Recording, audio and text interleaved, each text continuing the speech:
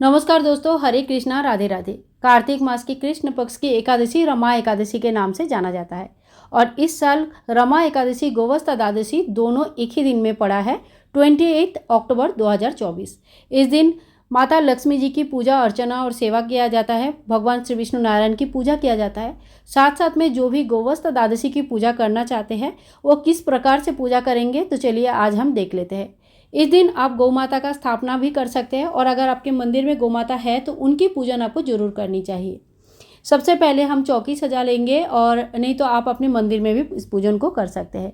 इसके बाद हम गौ माता को विराजमान करेंगे और साथ साथ में देखिए, गणेश जी के बिना कोई भी पूजा अर्चना जो संपूर्ण नहीं माना जाता है। आप अपने मंदिर में पूजा कर रहे हैं तो गणेश जी की अलग से स्थापना करने की आवश्यकता नहीं है। गणेश जी मंदिर में होते हैं और उनकी पूजा वहीं पे हो जाते हैं। और साथ साथ में एकादशी है तो आपके घर में अगर लड्डू गोपाल जी सेवित है तो उनकी पूजन भी आप जरूर कर लीजिएगा। तो यहाँ पे मैंने सभी को स्नान कराएंगे। सबसे पहले गणेश जी को स्नान कराएंगे, फिर हमारे लड्डू गोपाल जी को स्नान कराएंगे। ओम गां गणेशाय नमो, ओम गां गणेशाय नमो, ओम गां गणेशाय नमो, ओम भगवते विष्णु श्री विष्णु नारायण नमो, नमो भगवते वासुदेवाय नमो नमः। जय गौ माता, जय गौ माता, जय गौ माता। इस तरह से आपको जो भी मंत्र आता है उस मंत्र बोल के, या नहीं आता है तो सिर्फ हाथ जोड़ करके मन ही मन सोच के उनको बहुत ही अच्छी तरह से स्नान करवाया जाता है।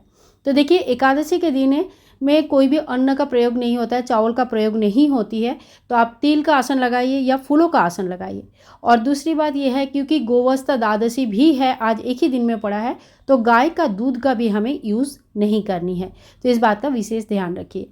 गोमाता जब आप घर पर लाएंगे तो उनके साथ बछड़े होना बहुत आवश्यक होता है और गोमाता किसी शुद्ध धातु से ही बना हुआ होता है। आप मार्बल का ले सकते हैं या आप चाहे तो चांदी का या पीतल का भी ले सकते हैं।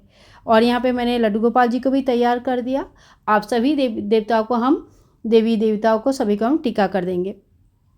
तो जब भी आप पूजा करना शुरू करते हैं तो कोई भी जो पूजा करेंगे, हम कोई भी उपचार करेंगे तो गणेश जी से शुरू करेंगे और फिर गणेश जी को लगाएंगे टीका। उसके बाद लड्डू गोपाल जी को टीका लगाएंगे, उसके बाद गौ माता को टीका लगाएंगे। और आज के दिन गौ माता को हल्दी और कुमकुम से बहुत अच्छी तरह से टीका लगा के सजाया जाता है। तो अगर आपके घर के आसपास या आपके घर में, गांव में आप रहते हैं, आपके पास गौ माता है, तो आप ओरिजिनल जो गौ माता होता है उन्हीं की पूजन कीजिएगा। लेकिन हम शहरों में रहते हैं, फ्लैट में रहते हैं, हमारे पास इतना सुविधा नहीं होती है, इसीलिए उनकी स्वरूप और प्रतीक मान के हम मूर्ति पूजा करते हैं। ठीक है, जो जो पूजा होता है, जो सेवा होता है, वो ओरिजिनल गौ माता का ही होता है। उन्हीं को आप खाना चारा खिलाइए, रोटी खिलाइए, उन्हीं को हम आटा का, घी से आटा का कुछ भी बना कर, रोटी वगैरह बनाकर खिला सकते हैं। इसके बाद देखिए, सभी को हम वस्त्र स्वरूप कलावा अर्पण करेंगे। गणेश जी को लाल फूल अगर है तो लाल फूल चढ़ाइए, दूर्वा चढ़ाइए। गोपाल जी को पीला फूल अगर है तो पीला फूल चढ़ाइए, नहीं तो जो भी फूल आप लोगों के पास अवेलेबल है वो सारा फूल हम चढ़ा सकते हैं।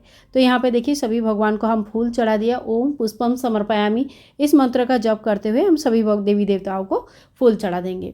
गौ माता सुख शांति समृद्धि की प्रतीक होते हैं। संतान प्राप्ति के लिए भी बहुत लोग गौ माता का पूजन करते हैं। अर्थनैतिक संकट दूर करने के लिए भी गौ माता का पूजन किया जाता है। इसके बाद देखिए, गणेश जी को हम पहले लड्डू का भोग लगा देंगे और लड्डू गोपाल जी को फलों का भोग लगाया जाता है। आज फलाहारी व्रत होती है, इसीलिए लड्डू गोपाल जी को आप कोई भी अन्न का भोग ना लगाइए। फलाहारी व्रत में फल से बना हुआ कोई भी चीज़ आप भोग लगा सकते हैं। गौ माता को हम यहाँ पे कोई चारा देंगे, घास चारा जो भी आपके पास है, तो वो सारे चीज़ें आप गौ माता को दे सकते हैं।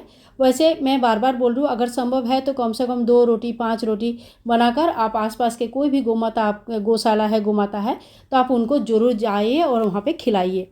तो जो ओरिजिनल सेवा होता है वो सारी पूजा से बहुत ज़्यादा बड़ा पूजा होता है।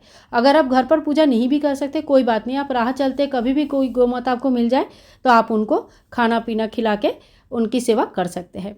इसके बाद हम आरती कर लेंगे, धूप दिखा लेंगे। और आरती में भी सबसे पहले हमें गणेश जी को आरती दिखानी है। अगर आरती आती है आपको बहुत अच्छा है, नहीं भी आता है तो आप 3-5 बार 7 बार इस तरह से ओंकार के शेप में घुमाइए बाती को, तो वो भी आरती के स्वरूप हिसाब से माना जाता है। गणेश जी को आरती दिखाइए, गोपाल जी को दिखाइए, गोमाता को दिखाइए और फिर हाथ में थोड़ी सी फूल लेके जल लेके आप आरती को मिनस लीजिएगा। इसके बाद देखिए थोड़ा सा दक्षिणा हमें ज़रूर चढ़ाना चाहिए। हाँ, इस दक्षिणा से आप कुछ भी खरीद के गोमाता को दान कर सकते हैं, या किसी के पास गौशाला है, आपको दूध देने वाला कोई आते हैं, दूध वाले भैया आते हैं, तो आप उनको भी दे सकते हैं ये पैसे कि कुछ भी चारा वगैरह खरीद के गोमाता को खिला दे करके, या आप चारा वगैरह इसी पैसे से खरीद के उनको दान के लिए दे सकते हैं। तो देखिए इसी तरह से घर में बहुत ही सरल विधि से हम गोवस्था द्वादशी की पूजन कर सकते हैं। पुत्र संतान की प्राप्ति के लिए, संतान की प्राप्ति के लिए, घर का सर्वथा उन्नति के लिए, अर्थनैतिक कष्ट दूर करने के लिए गोमाता का सेवा हमें जरूर करनी चाहिए। बार बार कह रही हूँ, घर पर पूजा तो आप कीजिएगा, लेकिन ओरिजिनल गोमाता का भी सेवा कीजिएगा।